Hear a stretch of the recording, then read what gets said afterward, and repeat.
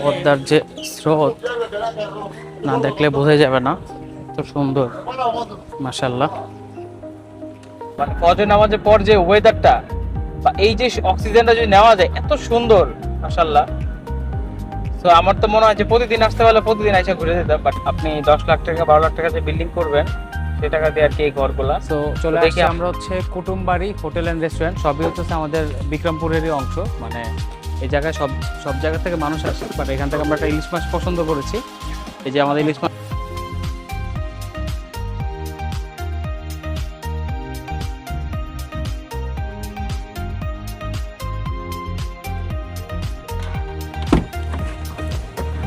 আসসালামু আলাইকুম। আজকে আমাদের ফার্নিচার শোরুমের পুরো টিম নিয়ে আজকে হচ্ছে আমরা মাওয়ার উদ্দেশ্যে রওনা দিয়েছি। কারণ হচ্ছে যেহেতু আমার দেশের বাড়ি বিক্রমপুর, তো সেই হিসাবে আমার যে শোরুমের যারা আছে তারা সবাই, আমি চাই যে সবাই যাতে আমাদের বিক্রমপুর সম্পর্কে জানে। তো এই জন্য আর কি আজকে মাওয়ার উদ্দেশ্যে রওনা দেওয়া, তো পুরো টিমকে নিয়ে। তো আশা করতেছি আজকে ট্রিপটা ভালো হবে, যদিও শর্ট টাইম ট্রিপ, মানে শর্ট ট্রিপে বের হয়েছি আমরা।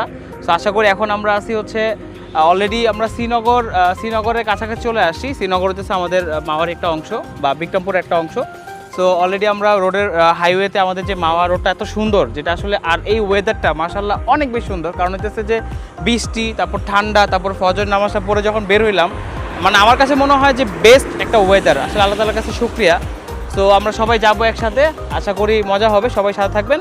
তো তারপরে আমরা শুনি আমাদের টিমের আমাদের শোরুমের ম্যানেজার মিরাজ, তো তার মুখে শুনি যে কেমন লাগতেছে যে আমাদের ট্রিপে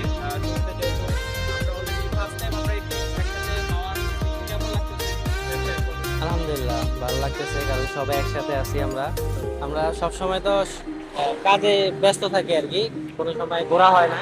ফার্স্ট টাইম হয়তো আমরা সবাই মিলে শোরুমে সবাই ঘুরতে বের হয়েছি। আলহামদুলিল্লাহ ভালোই লাগতেছে, ওয়েদারটাও খুবই সুন্দর, কারণ সকাল সকাল বের হয়েছি তো ওয়েদারটা খুবই সুন্দর লাগতেছে।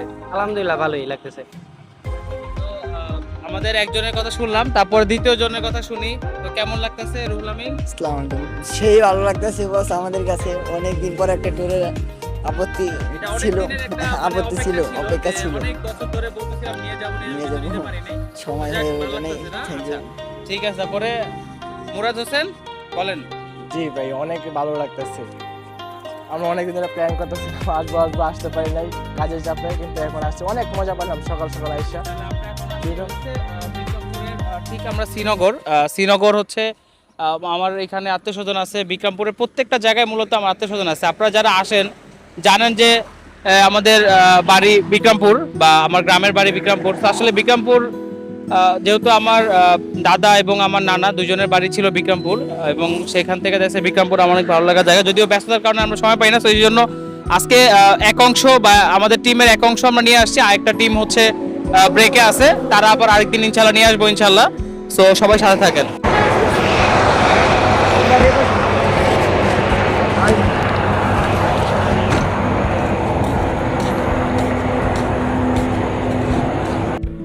এখন আসি হচ্ছে আমরা শ্রীনগর মুন্সিগঞ্জ, মানে পার হচ্ছে আর কি।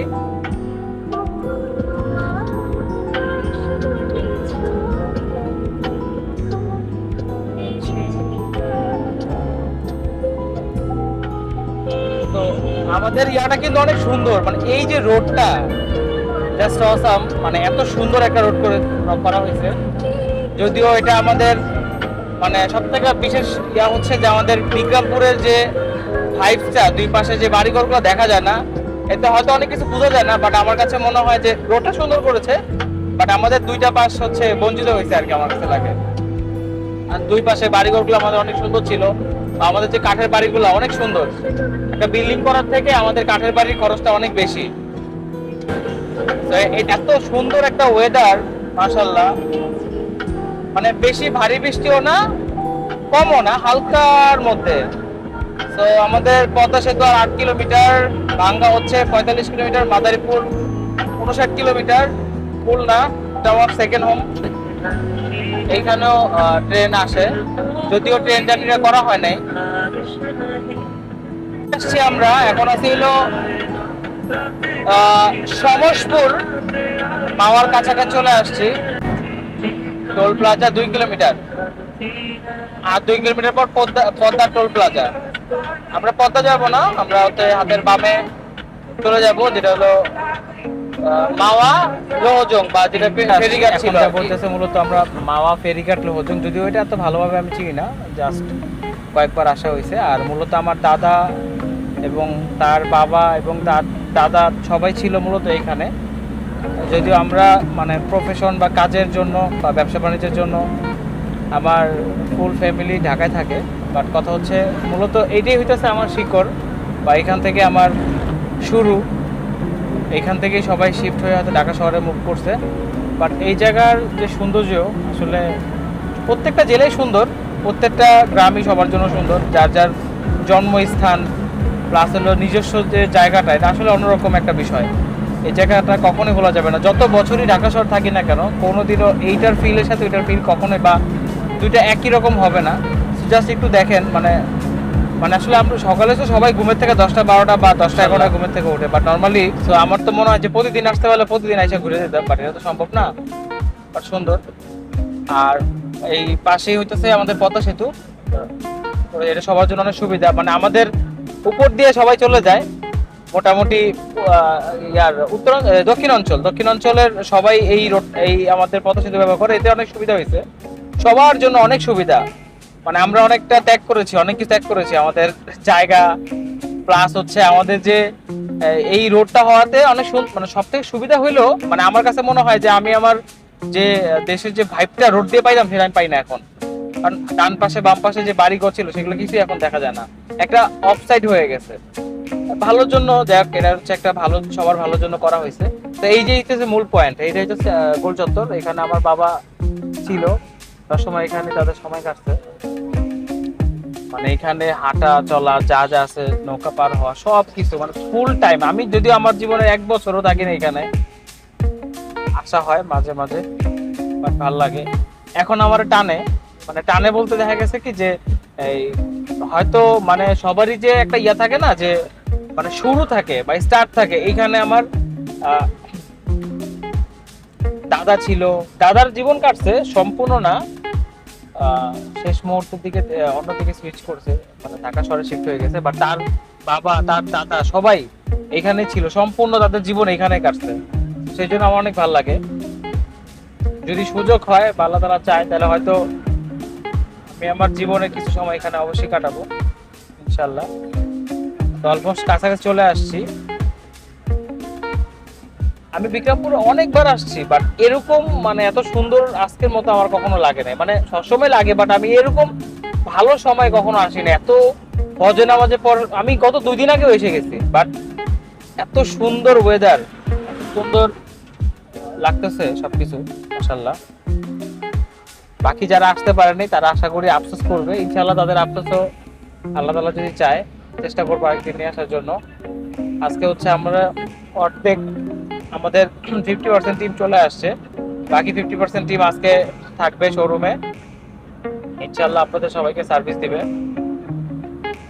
তো আমরা অলমোস্ট এখন বাজে 7:35 চলে আসছে, আমরা অর্ডার দিতে হচ্ছে 6:06। সো চলে আসছে আমরা হচ্ছে কুটুমবাড়ি হোটেল অ্যান্ড রেস্টুরেন্ট, সবই হচ্ছে আমাদের বিক্রমপুরেরই অংশ। মানে এই জায়গায় সব জায়গা থেকে মানুষ আসে, বাট এখান থেকে আমরা একটা ইলিশ মাছ পছন্দ করেছি, এই যে আমাদের ইলিশ মাছটা। তো দেখে শুনে নিলাম, সবাই আমাদের মানে গ্রামেরই লোকজন আর কি, ধরতে গেলে সবাই পরিচিতই। তো এখানে আমরা এই মাছটা নিয়েছি, আমাদের কত করে পড়লো 2300 টাকা করে কেজি। তো অলমোস্ট হচ্ছে 1800 সামথিং আসছে।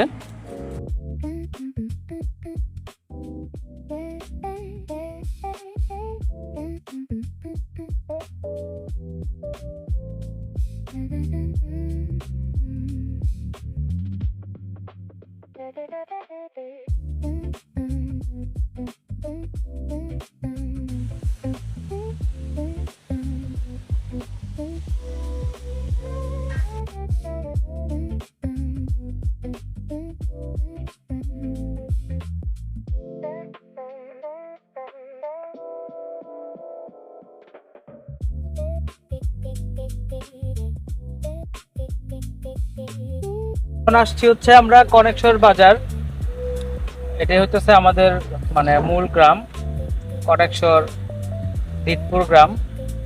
তো এখন আমরা যাচ্ছি আর কি।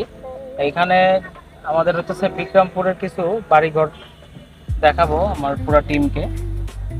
এখানে আমাদের ঐতিহ্যবাহী যেই আপনি 10 লাখ টাকা 12 লাখ টাকা যে বিল্ডিং করবেন সে টাকা দিয়ে আর কি এই ঘরগুলা। তো দেখি আমরা কতটুকু দেখতে পারি। কনেকশন বাজার, তো থাকেন সাথে। আমরা এখন আসছিল মানে এখানে সব হলো কাঠের জন্য, মানে মোটামুটি ঘর বাড়ির যে কাঠটা সব এখানে দরজা জানলার জন্য সবকিছু এখান থেকে নেওয়া হয়।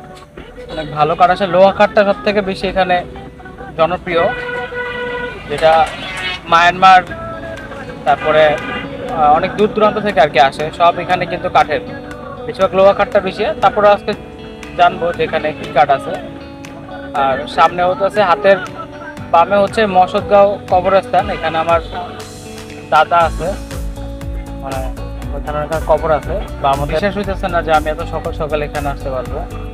আল্লাহর কাছে শুকরিয়া যে আসতে দিচ্ছে, সব কিছু আল্লাহর ইচ্ছাতে হয়। পদ্মা ভাঙতে ভাঙতে এই পাশ কিছুই নাই, নদী ছাড়া। কোনো এক সময় কি এটা ভাঙবে কিনা যায় না, আল্লাহর ইচ্ছা। বাট এই সাইড সব সম্পূর্ণ ভেঙে শেষ, কিছু রাখে নাই।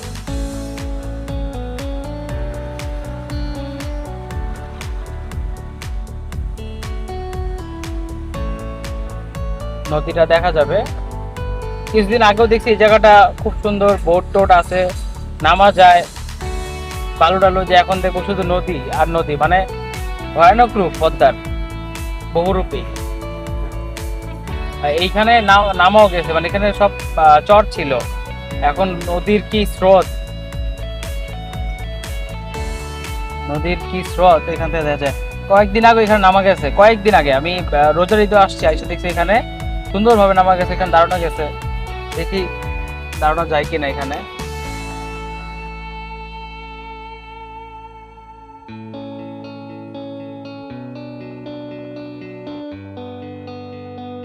তো এখানে নদীর কাছাকাছি যাব।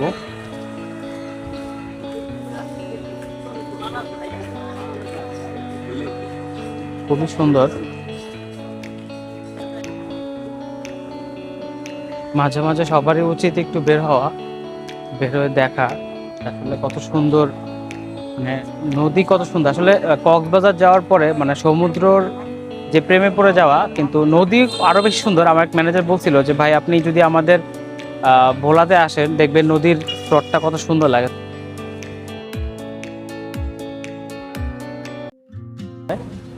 তো আপনারা চাইলে আসতে পারেন আমাদের ছোট্ট এই গ্রামটায়, মুন্সিগঞ্জ লৌহজং।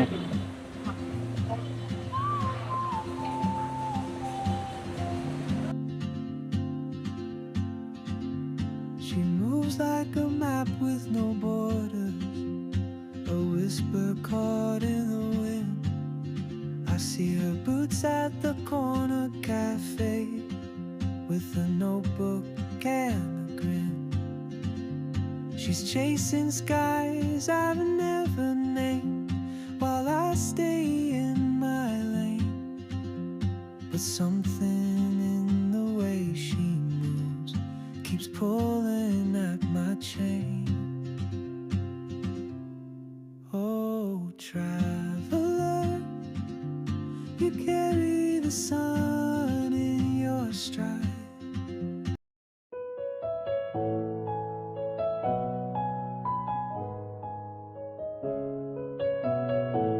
সো আমরা এখন চলে যাচ্ছি, we are back to Dhaka.